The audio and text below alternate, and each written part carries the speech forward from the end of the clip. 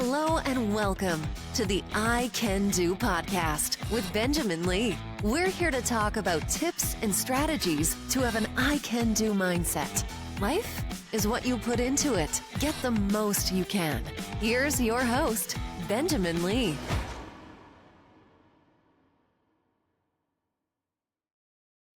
Hello and welcome to a new episode of I Can Do. We're in 2025. We have another fantastic special guest with us today. We've had over 50 guests on the I Can Do podcast since I got started back in 2019. And today we have Tanya DePeiza. Tanya is a master life coach. She is a bariatric and wellness coach. She has so many more talents that we're going to be talking about a little bit more today as well. Now, in addition to being a certified master life coach, Tanya holds a Master of Social Work degree from Jane Addams College of Social Work at the University of Illinois at Chicago. And she's also a certified case manager and a licensed clinical social worker. So Tanya is able to help you in any area of your life. But more importantly, I know Tanya quite well because Tanya is my sister. So Tanya, welcome to the show. Thank you, Ben. I appreciate being here. Thank you for that introduction, which I can't help but laugh because you're my brother. But I really appreciate that, and I'm glad to be here. Yeah, it's great to have you here, and really proud of you, really pleased with just your transformation in a lot of different ways, with your health and your faith continues to grow and just all the great things you're doing, influencing people for good. And you've been on a pretty amazing journey, and I've been able to see that throughout the years. So now I want to really share that with the audience. And as people start thinking about where they may be in their life or in their lives, I believe that you have a lot to offer them, and you're doing a lot of things, and we'll be offering a lot of services here, even more with a new book coming out and opportunities where people are going to be able to connect with you. So let's go back, I guess. Now, how long has it been? A few years, maybe 3 or 4 years, when you made the decision to have bariatric surgery. Talk to us about that. What got you to that point? And then how did you make that decision? Let's start there and we can kind of explore from there. Sure. So as surprising as it sounds, it's been a little over 3 years since I had my bariatric procedure. I made the decision in 2021. By 2021, at the age of 47, I was on 12 medications. I was continually being in the doctor's office, periodic emergency visits by ambulance. My health was just declining. You name it, I probably had it. Gout, blood pressure, type 2 diabetes, allergy-induced asthma, and kind of a host of other things as well. By that point in my life, I was just I felt very despondent, very helpless, sometimes hopeless, because I have been battling obesity for, I'd say, over 20 plus years of my life. There's probably not a diet I hadn't tried. There probably weren't incentives you had not offered me to help me get healthy. Yeah. And yet none of that worked long term. And I happened to have a conversation with one of my best friends, and bariatric surgery came up. And that wasn't the first time we had talked about it. It's just the first time that I was like, I'll try it. Because prior to that, I thought, oh, anybody who gets bariatric surgery is such a cop-out. And what I learned is it's anything but. And so I think for the first time in maybe, I don't even know how long, for the first time, I actually made the decision to do it. And it was the best gift I ever gave myself. I had the procedure done. I had the VSG, or the vertical sleeve gastrectomy, done 5 days before my 48th birthday. And that was intentional. Tell us about, what is that, the VSG? What does that mean? So with VSG, there's several different types of bariatric surgeries you can have. With this one, they take out about 2/3 of your stomach. And so what I was left with was roughly about the shape, size, and width of a banana. And, there's different prep work for that. It really depends on the surgeon. Some people want you to lose some weight before then. Others want you to follow, a low calorie diet plan. Essentially, that's what I did. And what I came to find out was that it really wasn't about, you need to lose massive amounts of weight beforehand. It was to try to shrink a little bit of your liver. They realize our liver sits in front of our tummy. And so when you're already obese, you have a lot of viscous fat. It's hard to see around. And so they just want to make sure, they're cutting the right place. They're cauterizing the right place. I did So not part know of that that. was the prep work. Yeah, I didn't know that. And I've always just thought, okay, you gotta get in this mindset of you're gonna have to start eating less, and so protein shakes and things like that. But thank you for sharing that. It's actually for, I guess, safety and making yes, sure that they actually have access to it, to your stomach. yes. You are pumped with a lot of air, and understandably so, because they need to be able to see around all those parts. Now, I went to the Nicholson Clinic. I got connected with them because when I was on Facebook at the time, I was kind of doing just some pre-research, looking at some bariatric groups. I'm actually glad I joined. I learned different things from different people. And it just so happened that someone shared their before and after picture. And I'm like, are you serious? And they, had spent some time since the procedure, but something about that story caused me to private message them. And she was very helpful. I wish I still remembered her name, but she was very helpful. She shared a lot. She told me where she went. I went to the Nicholson Clinic website. They have been listed as some of the top surgeons in the bariatric field here in Dallas for over 20 years. Reached out, scheduled a consult. Mom went with me to that consult and got information. And then I could not have been more clear or more happy that I made that decision. That was a life-changing gift. And I couldn't be more thankful to God for having a second chance at life and health, because what I had not shared with you all was, by the time I made that decision, my vision was changing. And so I was constantly digging in my eyes, and I'm like, oh, it's just the allergies. But it wasn't. I think my type 2 diabetes was getting worse. I had maybe just a couple of months before then had another ER visit where they had to put nitro patches on my chest to calm my heart. So things were, like I said, my health crisis was spiraling steadily out of control. Let me hit the pause button real quick to interject to get some more details for the audience. I know you're never supposed to ask a woman this, but in the context of this talk, I have to. Okay. How much did you weigh leading up to the surgery? I weighed at that time 370 pounds, and I am 5'5". So my lowest weight in high school stayed between 150 and 160. So over, I'd say 25 years, I gained a second me. Tell us a little bit about, and this may be hard, but tell us a little bit about how did you get to that point?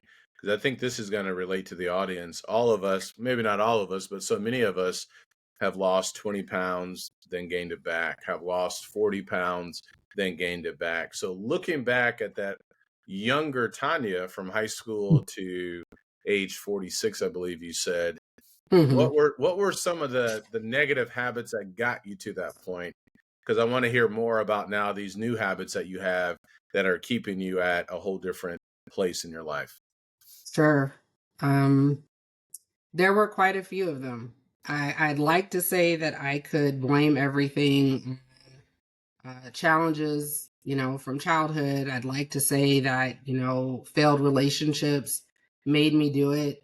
They certainly contributed to why I ate. I wholeheartedly admit that.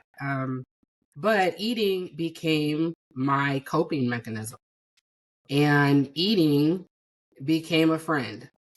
And eating didn't argue back. Eating didn't let me down. Eating didn't hurt me. That's what I thought at that time. The reality is it did all of those things. It did let me down. Not the food itself, but how I was using food to cope with the things that I was dealing with. And so I wasn't dealing with my mental health. I wasn't properly addressing my spiritual health. Certainly not my physical health. Growing up, you were the athlete. I was the couch potato. Okay.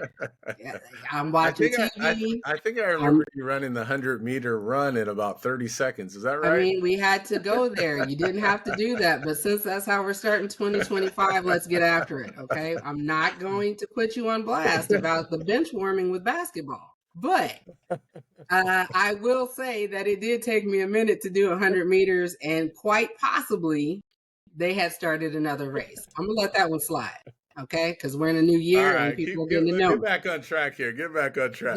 The reality is you were the active one.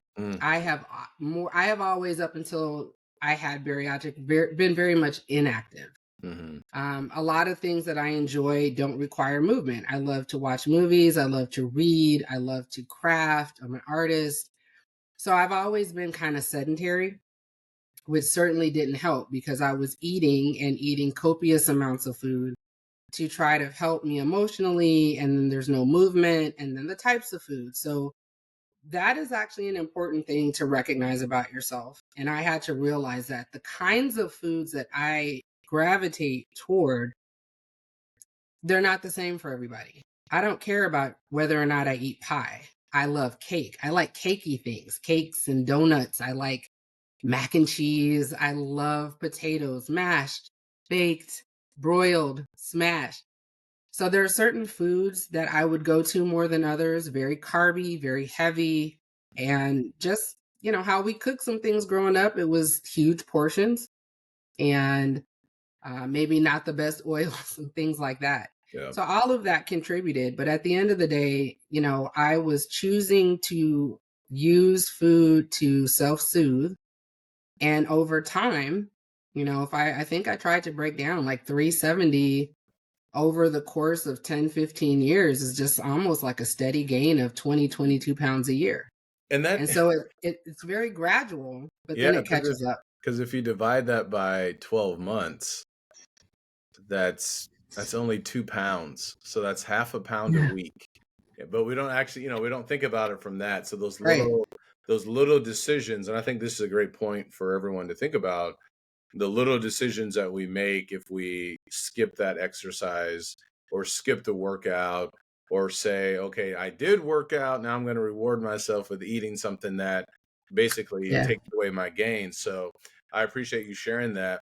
Before the actual procedure, what kind of like eating regimen did they put you on? And how did you get through that? Because that had to be a shock to your system, right? Because I've heard people take like shakes or something like 2 weeks leading into it.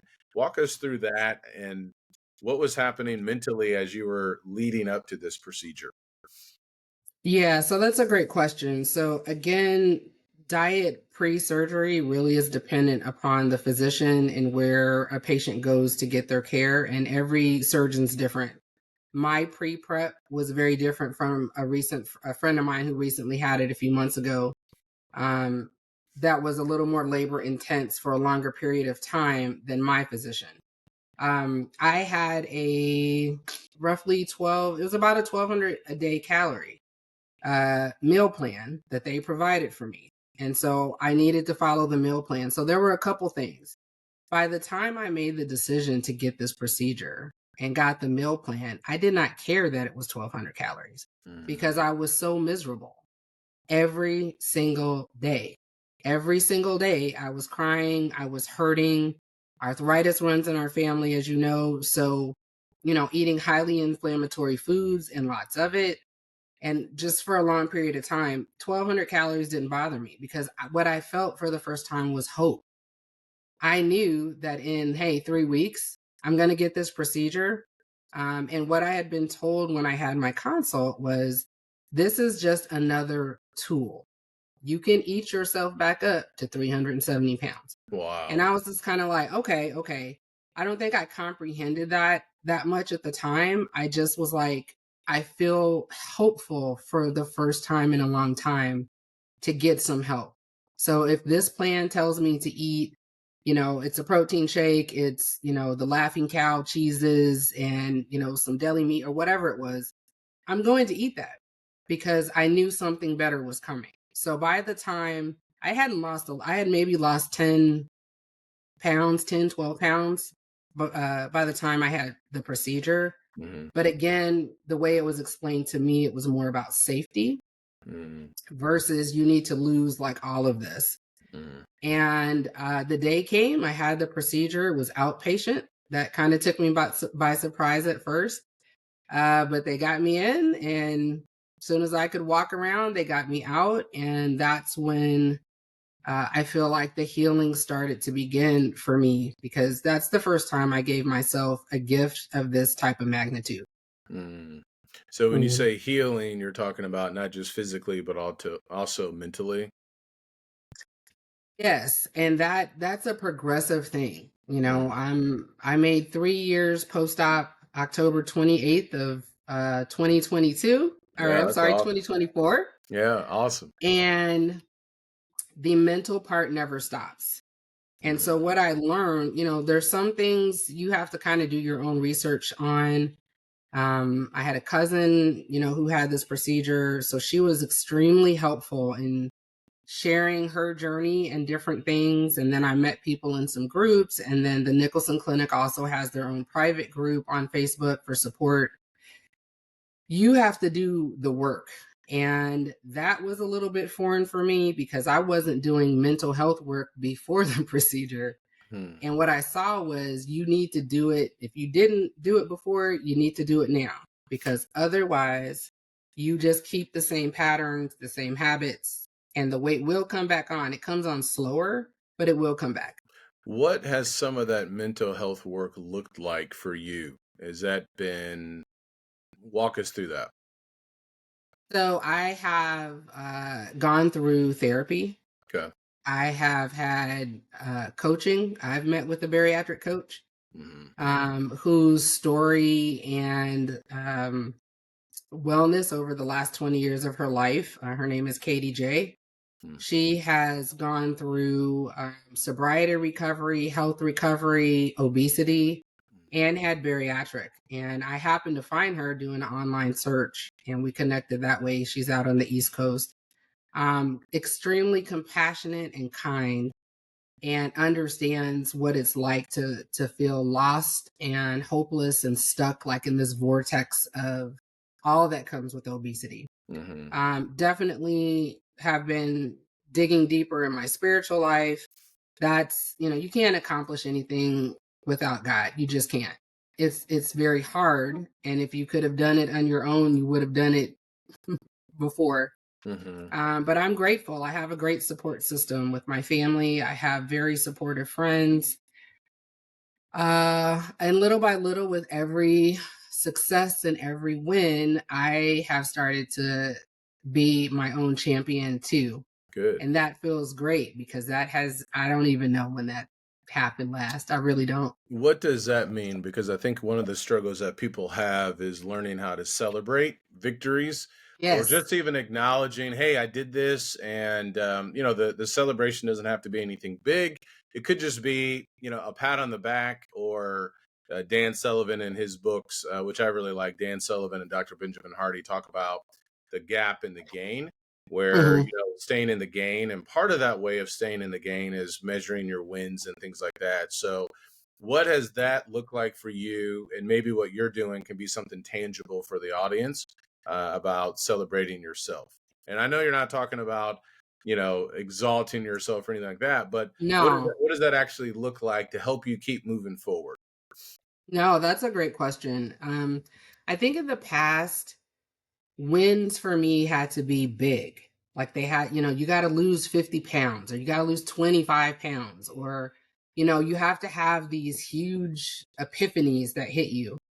And the reality is the amount of energy and effort it takes to lose a pound is phenomenal. So I've kind of learned that the scale is not the end all be all.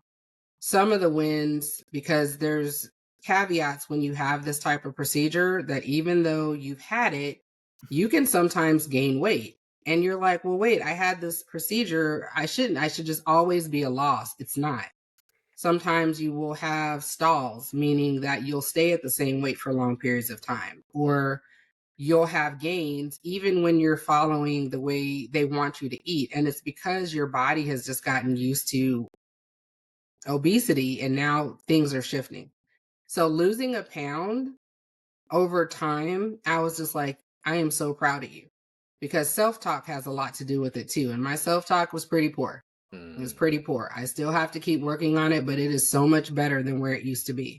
So those little wins, when I could walk from my apartment door to my car and not be out of breath, was a win. When I could bend over and tie my shoe and didn't feel like I was almost kind of choking myself, that was a win. When I put on something that I held on to with mercy, because I'm like, I will fit you. But when I could put it on and I'm like, did I just put this on with no belt? Did I just put this on and I didn't unbutton it? Could I zip this? And I would just kind of look and be like, that just zipped. Like, I'm looking at no one, and I'm just having these like bursts of joy. So there's all these little wins that sometimes we discount, those micro habits.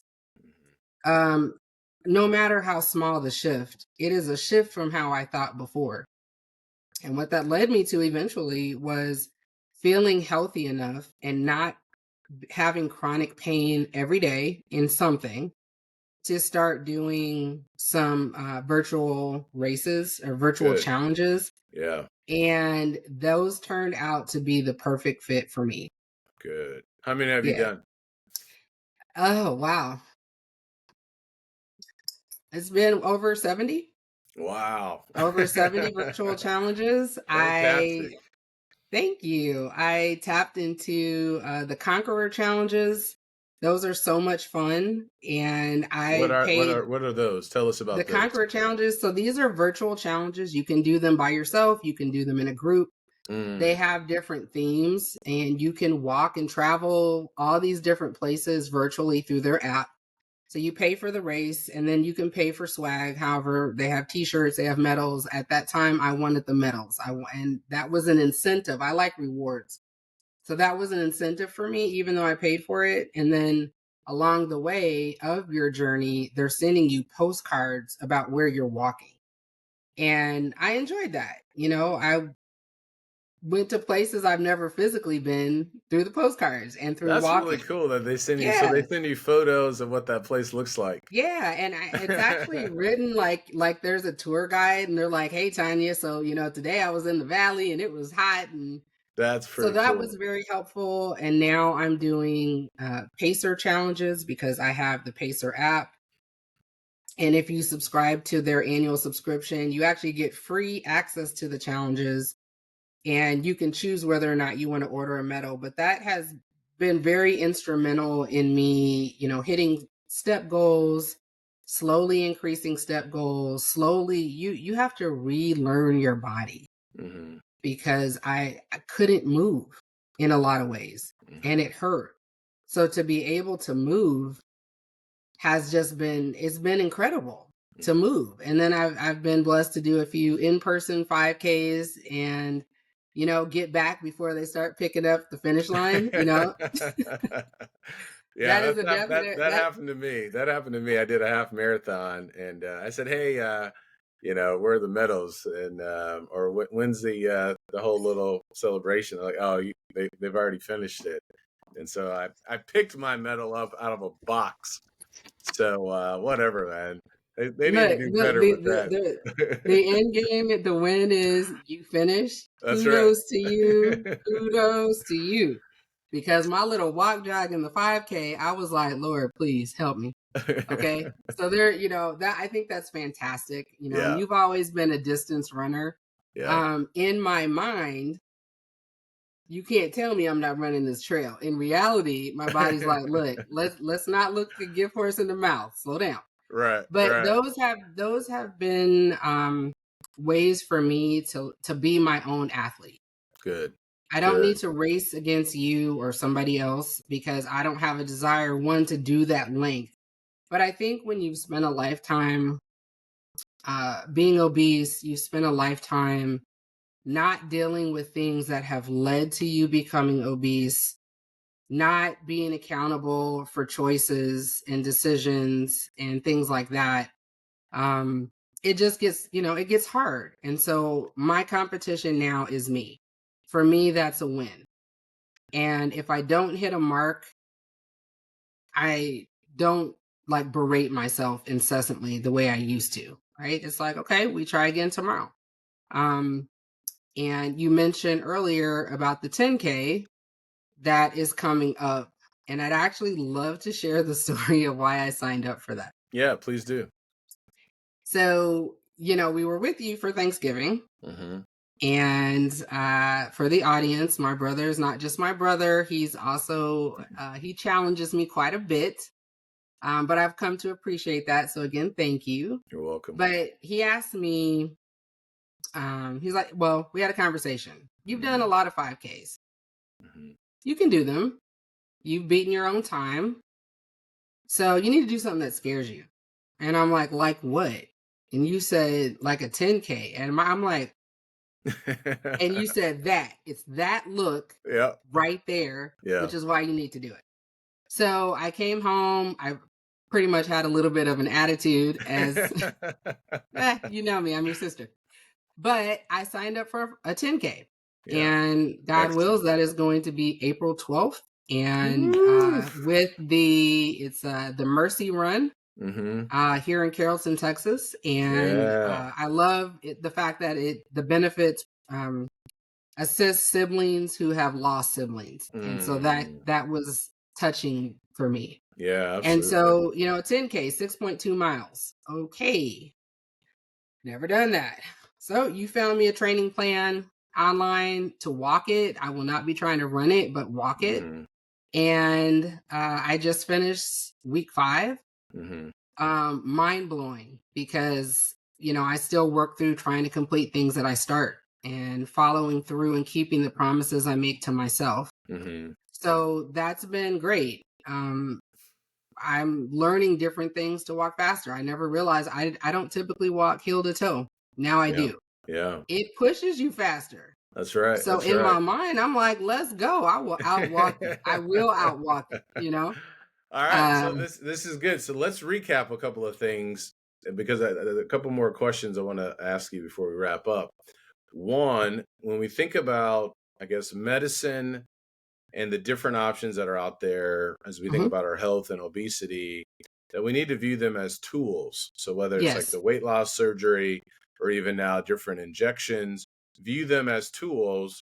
It's not cheating, but it's a tool, especially where you said you could gain all the weight back anyway. So it's a tool. Number 2, we always have to work on the mental component, whether we're in shape, out of shape, or getting into shape. Number 3, celebrate the small victories. And I try to document my small victories. You have all your medals up where you live. And so you get a reminder about that. And I think that's really important to celebrate those victories. Number 4, push yourself, make your future bigger than your past. So you're doing a 10K because now that's something that you've never done. We're recording this in January. So you sent me a text this morning that saying, man, I've followed this plan for 5 weeks and you haven't done something like that before. So make it easy. That's number 5 with a plan. So whether a coach with you or an online plan or something like that. So all of these things, I'm seeing these breadcrumbs, right, to success, and breadcrumbs to not just getting to be successful, but also remaining successful. Because one of the greatest dangers of future success is current success. So it's like, okay, I've made it. And that was part of the reason I think do the 10K, because you already have been successful with the 5K. So we can start turning down that temperature, as Tony Robbins talks about sometimes, turning that down. All right, I got to ask you another question. Again, we typically never ask this question, but I want to do it. So you started at 370. Where are you currently at? My lowest this year has been 243. Woo! Great job. 243. Thank you. Yes. So that's really amazing. And I think there's a lot to be said about that. Why do you think, this was another question, why do you think sometimes there is, I think you had mentioned this shame on going on this path of having some kind of surgery or taking a shot or something like that? Why do you think we attach shame to that or embarrassment to that? Well, I think just societally, it's kind of this nomenclature that, you should have better discipline. You should have better self-will. You should have better fill in the blank. So I don't think anybody wakes up and says, hey, I want to be obese. Nobody wakes up and says that. What often happens is, we can get caught in a lot of different cycles. We can get caught in patterns that we just sometimes don't even recognize we're doing them because they're so habitual. And then over time, whether it was food or something else, that can take over. So sometimes we're fed these ideas that, if you fail, then you're a failure. And what happens sometimes when we feel like a failure? Well, we quit, we give up, we feel hopeless, we feel helpless, we stop trying. And so I think we need to reframe how we think about health and wellness, because there will be things in life that cause us to gain weight. It's not always just eating. It could be a medical condition. It could be not managing your mental health. It could be because you're actually on a med to manage a condition that causes weight gain. So everybody's different. And I think, when we see obese people, a lot of times we make assumptions and judgments, and we don't know anything about that person. We don't know if they've dropped 100 pounds. They used to be 500, now they're 400. But what we see is, well, obviously they don't have any self-control, or we think and look at people with disgust because they're different, because they're big. Being healthy does not mean that you weigh 160 pounds.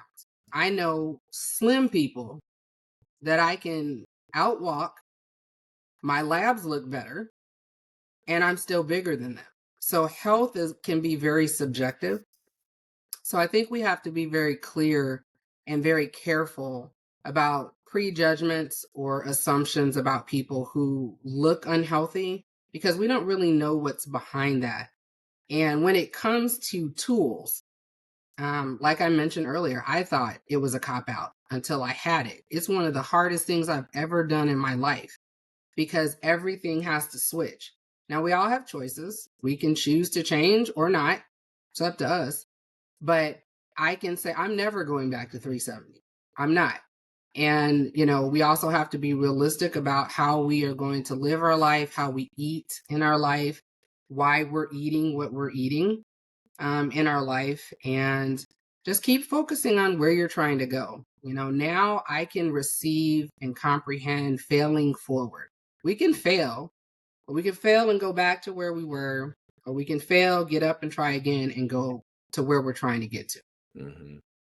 Talk to us about some of the services that you offer. So you're a master life coach, bariatric coach. Maybe there's someone listening who's like, yes, I resonate with her story. I need some guidance. Talk to us a little bit about that. Yeah, so I'm very excited. As you mentioned, I do have a professional background as a licensed clinical social worker, but coaching differs a little bit because it's for people who are kind of more focused in the now. They're ready to move forward, and it's a short-term thing. And so, in addition to that, as I mentioned, I'm also a creator. I'm a crafter. I paint. I do mixed media. I collage. I love to journal. And that's been a big part of my obesity recovery, is journaling and art journaling. And so I also will be offering that to my clients if they're interested in that piece. Because one, it's a way to self-express. Two, sometimes we can't find our adult words and pictures help. Okay, so you want to scream it out, but you're like, I'm in a house full of people. That's okay. Let's cut out some magazine pics of all the screams, right? And then you can just say me, and then that's your entry for the day. Yeah. But also, we forget to have fun. And when we're trying to conquer weight or thoughts or whatever the case may be, art can be a great way to express and just have some fun. It doesn't require you to overthink it. You don't have to be perfect. I think perfectionism definitely negatively impacts when we're trying to heal on a holistic level. So I want to talk to my clients about that. What's holding you back? Nobody knows that but you. But I'm a very firm believer. If you're brave enough to make the decision that I need some help, I'm here and I want to walk with you. I cannot do the work for you, but I'll walk with you. You will get some of this humor. You will get some reality checks in a nice way when we've learned each other. Right. But I think that's part of the healing process. So I'm very excited to incorporate some of that in my coaching. I have a book coming out soon, my first book of poetry. I'm very excited about that. Great job. Writing has been one of my tools for self-care since I was young. So, what's the title of your book? It's called Scorpios Love Loud. Okay. And looking for that to come out in the next couple of weeks. Great. We're recording this in January. So yes, tell us where people can find you. They can find me at www.Tanya, Tanya, DePeiza, DEP as in Peter, EIZA.com. Awesome. Tanya, this was perfect. Final thought for the audience. You can do it. You can do hard things.